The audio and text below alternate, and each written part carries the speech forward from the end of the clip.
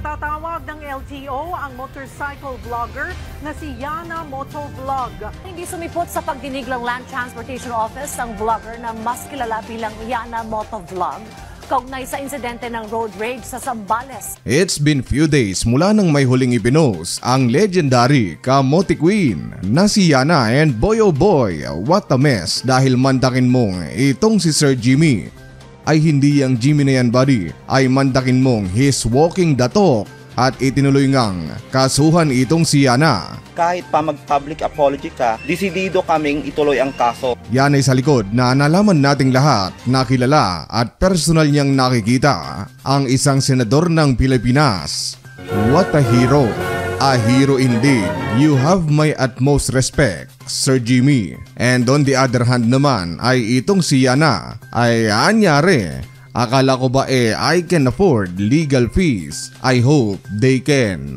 Dito lang sa channel na kung ikaw ay may kaalaman, hinding-hindi ka malalamangan. And the story goes like this. Sa halos kalahating oras na video hearing ng LTO na ini-upload sa social media, ay ito ang ilang mga naging highlights ng hearing na iyon. You know me, I will not bore you na panoorin ang buong kalahating oras na ito. Sa hearing ay nalaman natin ang rason kung bakit hindi nakasipot si Yana sa hearing. Ika ng kanyang abogado ay for security reason umano dahil nakatanggap siya ng kaliwat ng pagbabanta. Sorry to say that she cannot attend today's hearing because of security reason. So inadvertently na-divulge yung address niya, diba? So, maraming mga threats daw ang dumating sa kanya. Merong mga nagpapadala ng kung ano-ano. So, I highly suggest na sabi ko, we better remain sa house na lang. Tandaan ninyo buddy, ang statement na yan dahil konektado din yan sa ating kwento. Kaya kumuha na lang siya ng abogado na siyang magre-representa sa kanya, which is okay, no problem there. Kaya heto, halina't pakinggan naman natin ang side ni Sir Jimmy. Ang nauna, siyempre mag-protect sa akin. Saan po ba siya nag-overstay? Sa right or sa left? Sa right po. Okay. Tapos, nasakit na po ako, tapos isang tricycle sa gusto, si babae. Pinagitnaan ako. Hindi lang pinakita lahat sa video. Kaya napatanto ko. Pero lubak-lubak ko, yung malalim na lubak. Okay lang naman sa akin kahit namakyo siya. Okay po. Ang problema doon, hinintay ako sa tulay. Kaya bumaba ako. Nakala ko lalaki. Babae naman pala, kaya naglaylo ko. Okay. Yun lang naman ko sa akin. See?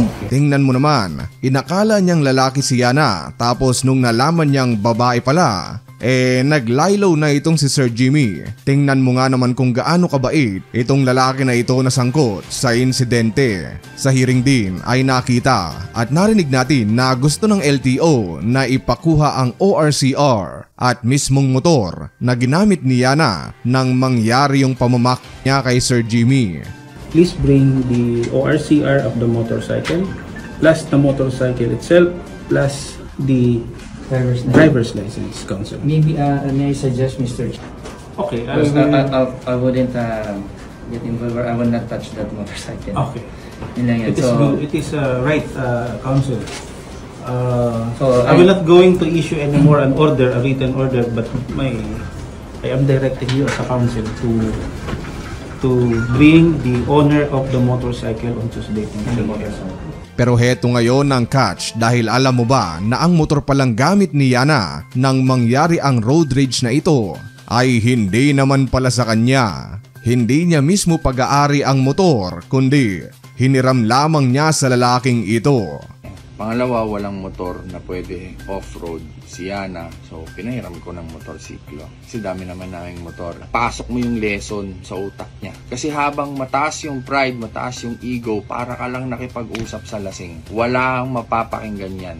Nako, yan ang sinasabi ko. Kaya mahirap magpahiram ng motor o kahit na anong sasakyan, tas pag yan ay nabangga o nagasgasan dahil kaibigan mo at pinahiram mo siya, ay sorry na lang ang matatanggap mo, at kung hindi mo ito tatanggapin, baka ito pa ang makasira ng inyong friendship. Anyway, bagamat hindi nakadalo sa hearing si Yana, ay nagpadala na lang umano ito ng apology letter, at ito ang gusto niyang sabihin para sa atin. Apology letter, personally executed by Ms. Yana. Sir. Ako po si Eliana Marie A. Aguinaldo, o mas kilala na Yana Motovlog, na nasangkot sa isang insidente sa probinsya ng Zambales at kinasangkutan ng isang driver po ng pick-up na sasakyan. Ako po ay humihingi ng sinserong pagpapaumanhin dahil napagdesisyonan ko na po na hindi sumagot at humarap na ng personal sa show cause order sa LTO. Ano man po ang maging desisyon patungkol sa aking maling nagawa ay lubos ko pong gagalangin at mapagkumbabang tatanggapin ang anumang kaparusahan na maaaring ipataw sa akin ng inyong ahensya.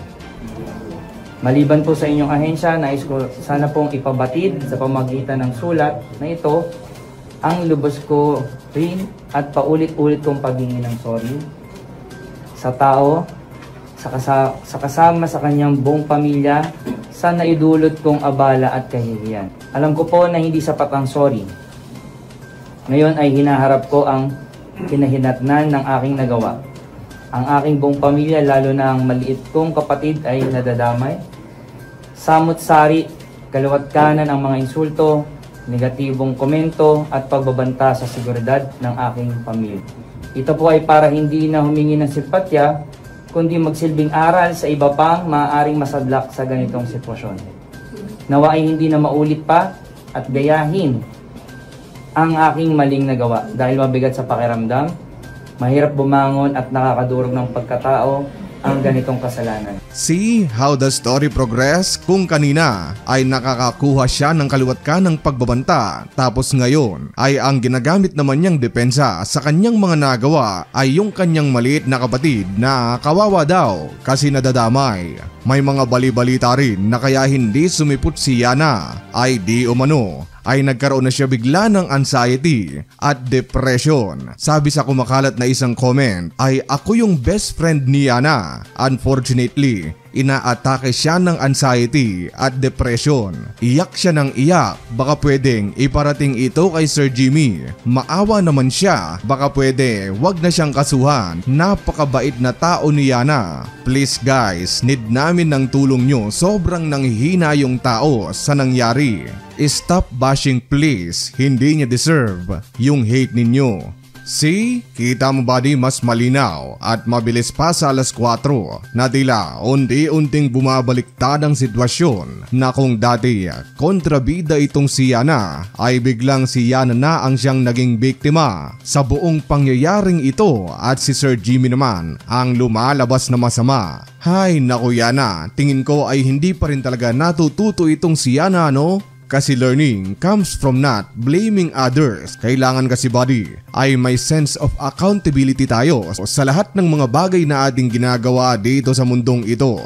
Huwag lagi nating sisisihin ang ating kapwa sa mga aksyon na ikaw naman ang nagpasya. Dahil at the end of the day ay it's a natural human behavior na i-criticize ka kung may mali kang nagawa, and it's your absolute choice kung paano ka mag-grow at matututo sa isang pangyayari na ikaw ang gumawa. Parang yung nangyari sa Naiya Buddy, napakaraming apologist ng lalaking ito na kesyo hindi niya naman daw sadya yung nangyari, na kesyo aksidente lang yung nangyari. May mga kwentong pagpapaawa rin na kumakalat na OFW umano itong lalaki, tapos may mga anak din and so on so forth, na parang ang simpatya ng mga tao ay hindi lang doon sa nawalan kundi dapat may simpatya ka din doon sa may kasalanan.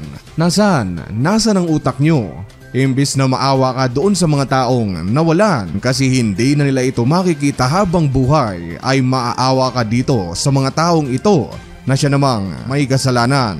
Buddy, kailan tayo matututo na ang pagpapaawa ay hindi ang siyang sagot o solusyon para maabsuelto ka sa kahit na anong bagay. Or in this case ay sa kaso. Gamit na gamit yan sa Senado. Remember wheelchair, matching neck brace, the ultimate tandem. Tas may nadagdag na rin sa combo na ito, yung oxygen na debatable pa kung nakasaksak ba o hindi, na bago siya makulong ang lakas-lakas pa. Show to me now the legal basis for my being here. At tas bigla, nung nasa ibang bansa na akala mo ay sa kabilang buhay na. First middle name is Roa. Surname is Duterte. Pero it contradicts the science kasi base sa mga check-up na ginawa ng mga doktor doon sa ICC ay okay at stable naman siya. Pero pagdating dito sa Pilipinas, yung mga doktor parang sinasabihan ng hindi siya fit na magsalita o makulong. Boba ang mga doktor ng ICC? Kulang sila ng mga gamit? No, absolutely not, buddy. Alam nyo kung bakit? Exactly. Alam kasi nila na madaling maawa ang mga Pilipino and they are capitalizing on this emotion para maabsuelto sa mga kaso na dapat nilang kaharapin. But think of it, buddy, for a minute. Isipin mo lang, buddy, na habang tayong mga mahihirap na Pilipino ay tagaktak ang pawis at init na init sa panahon lalo na ngayon, nandito tayo sa baba tapos taos-pusong naaawa ay yung mga nasa taas naman ay ayun 24 hours na bukas ang aircon, tapos yung isa pa wake and bake pa, tas yung isa naman allegedly kumukuha ng walker. Yup, tama ang dinig nyo, buddy, kumukuha siya ng mga babaeng bayarin habang tayo dito sa baba patuloy na naghihirap. Lumipat sila kasama ang mga babae sa isang bar pasado 1:00 ng madaling araw ng February 23. Sabi ni Sean, nag-iba ang timpla ni Duterte nang malamang hindi lahat ng kanyang mga kasama ay nabigyan ng babae. Mas nainis-an niya ang kongresista nang nagka-issue sa bayad. Dito raw siya kinumpronta ni Duterte. Naku, ewan ko ba, baka saan pa mapunta itong usapan natin? Kaya dito ko na lang tatapusin. And as always, thank you so much for watching. Goodbye.